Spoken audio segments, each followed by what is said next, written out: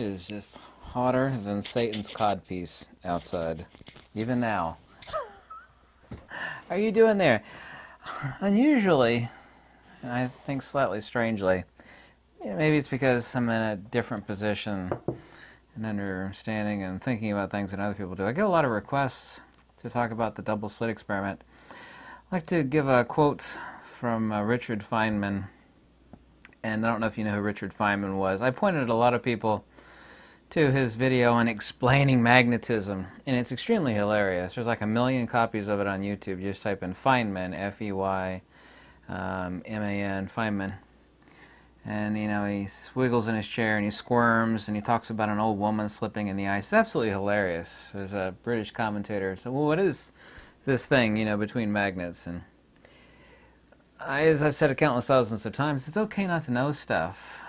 And that's perfectly fine. That's actually a launching point of wisdom. And of course, you actually have to want to know. Most people don't want to know because it doesn't make them rich, doesn't make them famous. But no one's ever gone looking for the answers to things that they already think they know.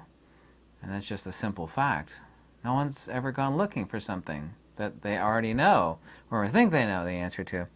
Anyway, I'm going to quote from Richard Feynman. We'll talk about the double slit experiment. And Mother Nature is rational. There's a couple other YouTubers that talk about rational physics, and we use different words. We can say logical, or, you know, what is retroductively plausible. We can say rational physics is certainly fine. Quantum has no connection to Mother Nature. So, well, the math works. Well, descriptions are not explanations. That's actually should be my motto. I've said that thousands of times in many thousands of videos. That's something you should learn too. Descriptions are not explanations.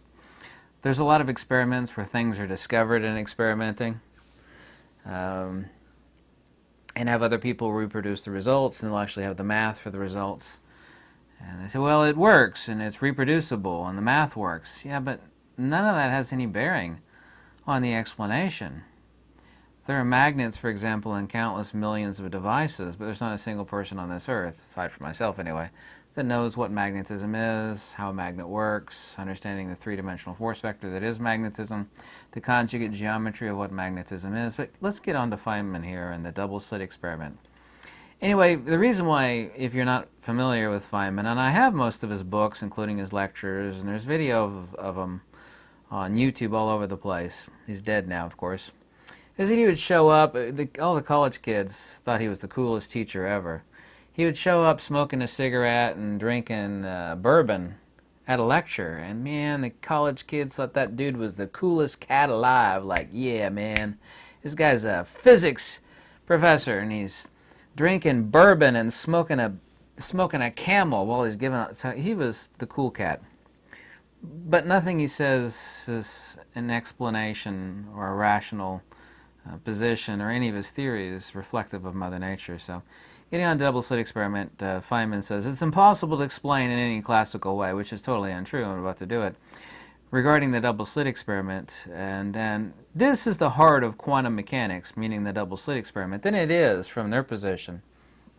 Because all of quantum mechanics, by their very own admission, is based on their understanding of the nature of light. What light is, how it works, so on and so forth. In reality, it contains only mystery. Nobody can give you a deeper explanation of this phenomena, the double slit experiment and supposed results, than I have given. That is the description of it.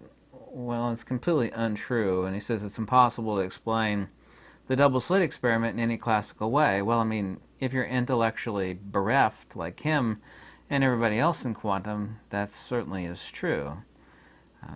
But no one could ever do an experiment with a medium if you don't understand the medium. I mean, that is about the medium. We could talk about the double slit experiment. People do, and they wanted me to make this video, and I made a few videos on the double slit experiment, to talk about the double slit experiment. And the important thing that I keep telling everybody is that you put the cart before the horse. You cannot do a double slit experiment, and it is done, other examples using an electrostatic emitter, which they call an electron gun. And it's done with water waves, and anybody could do that and set up some trays and some slits. Of course, then we can talk about waves of what, since waves are not things, or waves of water. But no one could do an experiment unless you actually understand the nature of the medium that you're testing. I find it fascinating and also too intellectually bereft that people want to talk about, the double slit experiment. It's like, whoa, let's back it up a minute here. You don't even understand what light is. The same is true of quantum. Quantum, by their own admission, thinks that light is a wave-particle duality. Well, Mother Nature doesn't deal in dualities, since that's an inherent contradiction and completely impossible. And there are no dualities in nature means inherently self-contradictory. I mean, that's antithetical to the very premise of natura naturans, or Mother Nature. Also, too, contrary to Occam's razor. Mother Nature and physics must be logical, must be rational. I don't care what words you use. But we have to talk about light. Light is not an emission. Light doesn't have a speed. That's the hysteresis of the ether, or the rate of induction of the medium as against itself. Just as sound is not an emission. Nikola Tesla famously said, light can be nothing other than a sound wave in the ether. It's a near perfect analogy. We all have an idea of the speed of sound, but the speed of sound is the rate of induction. Of course, the speed of sound, which is not an emission, and we all suffer, every human being on earth suffers from the mass delusion that if something has a speed, then something is moving from point A to point B. But light is not an emission. So we first actually have to define light before talking about the supposed double slit experiment, because the double slit experiment, no matter how you want to explain the double slit experiment, everybody in quantum and literally, I mean this exactly and precisely, everybody on this earth, whether they want to talk about the double slit experiment this way or that way or this way, they all assume that they understand what the heck light is. And every one of them is empirically, demonstrably, and undeniably 100% wrong. Light does not have a speed. Light is not a wave, nor a particle, nor a wave-particle duality. There are no dualities in nature. A wave is not a thing. There's no such thing as a wave. Yeah? Waves are what things do, not what things are. That's like talking about happiness being a thing. To stupidly say that waves are something. And my God, I tell you what, quantum and current physics, they love to talk about waves. They'll never tell you what the waves are. This is ridiculous as talking about happiness. Well, who is happy? No. Happiness. No, there's no such thing as happiness. Sure there is. Everybody knows happiness. Who is happy? Happiness is an attribute of something else. Somebody is happy, right? What is waving? So we dismissed waves. Waves are not things. Waves do not exist. The phenomenon of a wave is an attribute of something else. Yes, this is where wisdom and philosophical intelligence actually plays an important part. We have to define light. And none of these people have, and everything they think they understand about light is completely and demonstrably wrong. You can never explain the speeding up of light as it leaves glass or water without breaking the law of conservation of energy, because they think that light is a wave and a wave-particle duality. Sometimes it behaves like a particle, sometimes it behaves like a wave. Completely ridiculous. Now, so far as light acting like particles, the reason why gamma radiation is so dangerous is it's extremely small spatially as far as its frequency and wavelength. It has incredibly high capacitance because the smaller the space, the higher the capacitance. Did your teacher or your physics professor in college say, gamma is just light. Radio waves are also too light. It's all EMR. The only distinction is the frequency and the wavelength. The reason why gamma is so dangerous is because its capacitance is incredibly high and its spatial footprint is incredible. We all think that something bigger is more powerful, more dangerous. When it comes to Mother Nature, and if it comes to a dielectric capacitance, the smaller the space, the higher the capacitance. Gamma is so dangerous because it acts exactly like a particle. When someone is hit with gamma, it acts like a physical emission. Yeah, it's like regular light would be jello, and gamma radiation would be the stone. I mean, no one's really going to get hurt, pushing their way through a giant block of jello, really. But you can get hit with a trillion of these rocks in super miniature size. I mean, it will permanently damage you. It destroys your DNA. But I mean, gamma is just light. So in that sense, we can actually forgive these so-called scientists and the folks in quantum for thinking that light is a particle. Well, if it's extremely high frequency light, it acts just like a particle. And the waves that they talk about are just part of the coaxial circuit of light, because light is a coaxial circuit. Longitudinal rarefactions and compressions, yes, manifestations and demanifestations, transverse electrical-magnetic, relational to the rarefactions and compressions that make up the coaxial circuit of light. Light is, and that sounds complicated, but it's actually not. It's like a DNA strand, actually, with a given frequency and wavelength, depending on the capacitance or the energy of the emission, measured in joules. Also in a Planck of electrification, in the case of EMR. And electrovolts, like blue end spectrum light versus red end spectrum light, is a difference of like average of 2.4 electrovolts. But anyway, so before talking about the double slit experiment, we've established the fact that light's not an emission, light's not a wave, light's not a particle. Duality implies inherent contradiction, of which there are no inherent contradictions in Mother Nature. Light does not have a speed. That's the rate of induction of the medium, or the hysteresis of the medium. Just the sound, the speed of sound. Sound's not an emission. When I talk, I'm not emitting anything. I'm creating a disturbance in the medium, in this case. The oxygen and nitrogen that, of course, vibrates at a certain frequency and, of course, creates an electrical signal in this microphone, which has a little bit of power brought to it as the diaphragm vibrates and creates a disturbance which feeds into the camera. Light is, of course, a perturbation of the medium. Nobody would think that a person in the middle of a pond or a pool flapping their arms and generating waves in the medium is emitting anything. Of course, they're not emitting anything. A light bulb does not emit light, yet every one of us on this earth, including myself, grew up with this nonsense. We turn a light switch, the light bulb emits light. It's a bunch of photons. Well, a light bulb doesn't emit anything. Neither does a person in a pond flapping their arms emitting anything. They're creating a perturbation in the medium. All of us alive, unfortunately, we're living in an epoch of atomism. When you actually delete out the ether, you actually have to engender this nonsense of, Mother Nature being a crazy chick with a bag of magic bumping particles. To the cult of quantum, everything is just particle interactions and bumping particles. And you replace the ether, you create 1,000 contradictions which are completely implausible and unsolvable.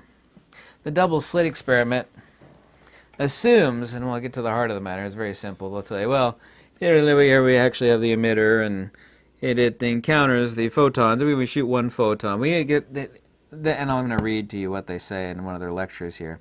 They're completely confused because every physicist and everybody in the cult of quantum, and they're all atomists, they say they're totally confusing the double slit experiment. They're totally confused because they think light is a particle, a wave, an emission, on and on. All this nonsense that light is not. Read from this slide here. When the slit's open, a particle interferes with itself to produce the observed two-slit interference pattern. Well, that's simplex constructive and destructive interference. You can actually produce that interference pattern by using double slit brackets set inside of a tray, and actually a tray of water, and pushing, generating this effect. However, of course, there is something starting at an originating point and then literally passing through the slit. So that's a false analogy when it comes to water. However, the effects are different. It says here, confused, you're not alone. We do not understand this quantum behavior. See, quantum is not a thing, by the way. Tesla, Steinmetz, Maxwell, Heaviside, these people, they didn't use quantum because quantum has nothing to do with field theory. It has nothing to do with Mother Nature. Quantum has nothing to do with Mother Nature whatsoever. It's just this atomistic belief system. It's a religion, and that religion uses quantum. We don't understand it. It's a quantum effect. Well, what is this? Well, it's a quantum effect. Well, what is this weird effect we see over here when we do this thing like the EPR paradox? Well, that's just a quantum effect. That's quantum tunneling. That's quantum gravity. Well, we see light, it doesn't make any sense conventionally because, light can't really be, and it's not rational, it's not logical. Light can't be a particle and it can't be a wave, but it's both. That's what Einstein says. We cannot explain light as a particle or a wave, but if we use this wave-particle duality and say light is both a wave and a particle, then it explains it. So, well, that doesn't make any sense. Anybody with a half a brain says, You know, it's not a wave is not a thing, by the way. There's no such thing as a wave, as I said many, many times. Well, it doesn't make any sense. It's a wave and a particle, and this is duality. Nature doesn't have any dualities. It's impossible for nature to have dualities, implying inherent contradiction. There's no contradictions at all. There's just a lack of human understanding of intellectually bereft humans. So it doesn't make any sense. Well, this is quantum. This is, and all of quantum, not my opinion, by their own admission, is based upon their understanding of light. Well, we don't understand this. You know, light can't be a particle and a wave particle to a... But this is where we came up with quantum. So it doesn't make any sense. That's why it's quantum. That's what quantum really should be called. You know, when we don't understand things about Mother Nature, we call that quantum. Can you explain this, Mr. Professor? So, well, I can't explain it, but it's quantum. You know, the real explanation is this is a quantum effect. Well, that's not an explanation. You just use this magical word, and it is magical because it's a religion.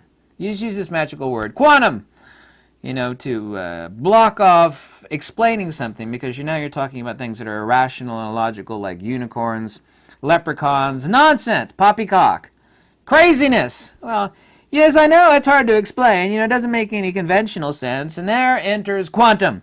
You know, where rational, logical, intuitive, sensible, simple things, you know, that are true to nature fail, we have to create a new religion, call it quantum. See, I'm going to explain it to you, but nobody really understands it. Because even Richard Feynman says, his exact quote was, if you think you understand quantum, he said, I think he actually said, nobody understands quantum. Well, we don't know what it is, but we do, because we got math to explain it, but math is not an explanation. Math is descriptive, never explicative. Remember that, by the way, kiddies. Math is never explicative. It is descriptive. What this is a quantum effect. So it says right here, it says, confused, you're not alone. We don't understand the quantum behavior in terms of our everyday experience. Nevertheless, as we'll see in the next lectures, we know how to use quantum mechanics equations to define the predictions of probability functions that agree with our careful experiments. Completely ludicrous. Completely ludicrous. So Richard Feynman's exact words were, it's impossible to explain in any classical way. Well, if you think light is a wave and a particle and a wave-particle duality and part of this quantum religion, you know, then it is impossible to explain. But that's their intellectually bereft position. They don't understand what light is. And it really, really is important that over the years I've been asked thousands of times to explain or talk about the double slit experiment. And the reason why I keep refusing, even though I've made many videos on the double slit experiment, because all of these people, whether they argue for the double slit experiment to be this way or that way, they all start out with the same supposition that we know what light is. And none of them do. You can't do an experiment on a medium and with a medium with a given result of the same medium if you don't know what the medium is. Forget about the experiment. If you don't know what light is, you cannot begin to do the experiment because all your suppositions and your theories and your observations are defective. Here's the really simple explanation of the double slit experiment, right? It's not an emission right here. You actually have a generation of the medium perturbation, say at source number 1. But light is not traveling, just the sound is not traveling. You're disturbing the medium, just like someone flapping their arms in the water. What happens is, at the double slit experiment, you now have two originative manifestations, point 1 and point 2, just as if point 1 and point 2 were two original sources. And then you have, at that point, classical constructive and destructive interference. And the destructive and constructive interference is no different than the conjugate geometry of the magnetic and the dielectric, both of which are one and the same thing. That's like talking about ice and water. They're not two different things. They're mutually canceling in themselves. Everything vanishes in counter space. Mutually destructive field perturbation modalities that are one and the same thing, because magnetism is, quote, the dielectric field, which is exactly what it is. So nothing is being emitted in the double slit experiment. It's not traveling, it's not a particle, it's not a wave. Explaining that, because Mother Nature is really, really, really simple, but you know, not all that simplex, especially for people to understand. But when you actually have a field perturbation at source 1, when you actually now have the double slit with the double window, you now have two originative sources as if the source point origination is at the location of the double slit. And this is all, demonstrably easy to understand if you understand that light is not traveling, light's not a wave, light's not a particle, light is definitely not a duality. Light doesn't have a speed, it's a hysteresis, or the rate of induction of the medium as against the self. Just as the speed of sound is the hysteresis of the air, nitrogen and oxygen. Actually, the speed of sound changes based upon density of the air, also too temperature. Of course, temperature affects air density. And this is the reason why Nikola Tesla said light can be nothing other than a sound wave in the ether. Because that's a near-perfect analogy. Because light is not an emission, just as sound is not an emission. But every human being suffers the intellectually bereft defect in thinking that a speed implies undeniably that something is moving and being emitted and is moving from point A to point B. But that's not the case with light. That's not the case with sound. Neither is it the case of a person in the middle of a pond flapping their arms. They're not emitting anything. They're creating a disturbance and a perturbation in the medium. Understanding the double slit experiment is a clear sign of how very, very far away human beings are in understanding natura naturans, or Mother Nature. You cannot explain nature without the ether. Anyway, I hope you liked this video. If you do, any donation is warmly welcome, and thank you so much. Goodbye.